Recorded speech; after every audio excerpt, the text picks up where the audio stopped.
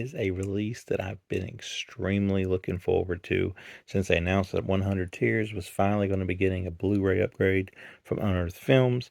I've counted down the time for it to come out because I really did enjoy watching it on DVD so many moons ago at this point.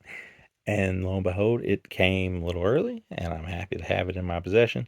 This is Marcus Cook's 100 Tears Extended Director's Cut. Now, I will say, before we get into anything, the man's name is Marcus Cook, but it's spelled Marcus Koch.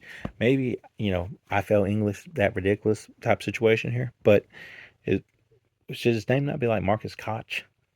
Or how am I missing this? Is there like, I guess there's some long O's or something, or maybe some sort of grammar that I need to, study up on. Maybe I should go and get hooked on phonics. I don't know. But you're here to hear about everyone's favorite clown, Gertie, here, which came to us long before Terrifier and Art the Clown ever became a thing. And this packs just as much blood and gore as, I guess, Art does, although obviously the effects are a little tamer, even though Marcus Cook is particularly known for being an effects guy. This movie is loaded with gore and guts and blood, and that's probably the selling point. That's probably the strongest point of it.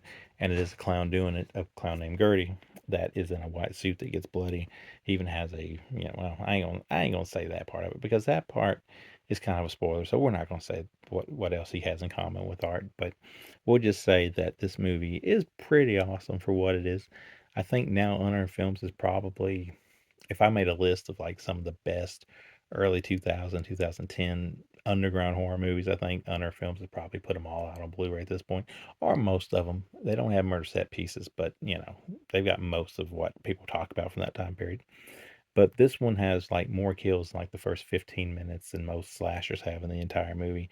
And I mean, there's heads flying everywhere, blood shooting up everywhere, feet getting chopped off. It's got a lot of stuff. And the plot's a little bit of a shoestring plot at times, but with all the gore and the fact that it never gets boring, it doesn't really matter. But there is a plot, and we will talk about it.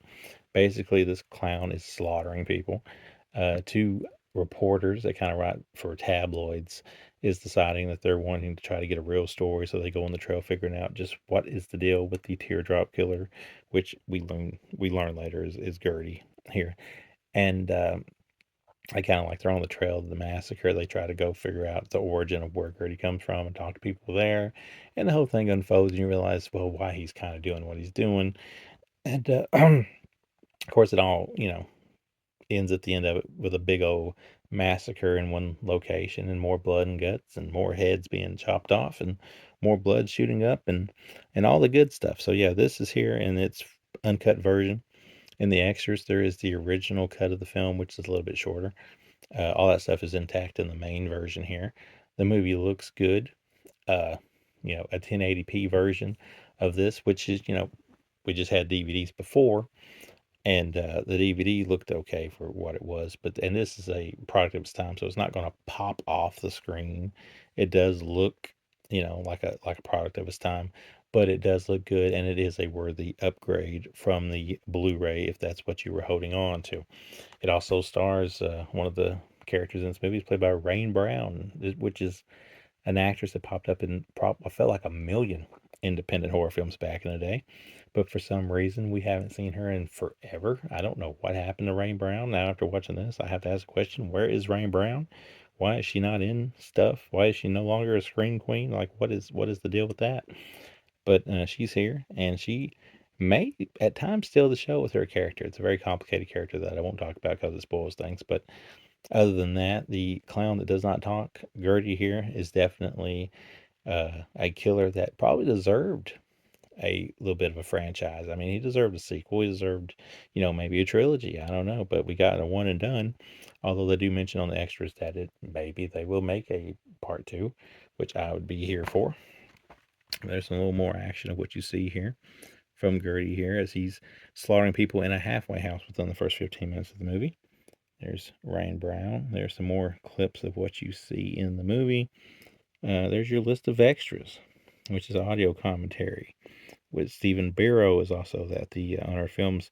Stephen Biro is also on that. There's an interview with Marcus Cook as he basically reads and talks about the old Anthem days when it was on DVD from Anthem and what led to that and other things. A good Q&A thing. It's a 100 Years Making of, original behind the scenes, additional behind the scenes, deleted scenes, outtake, childhood short films from Marcus Cook, and trailers. But yeah, this thing, this thing is a very, very fun one to watch, and it is a 3.5 out of me. I believe it's one of the better underground horror films from back in the day. Happy to see it again make its way to Blu-ray, as the DVD is pretty well out of print these days. I don't know if this is getting a DVD reissue, but it does have a Blu-ray. So if you're into underground horror films, if you're into clown horror films, if you're into blooded guts and gore and just mainly gore horror films, it's definitely something you will want to see.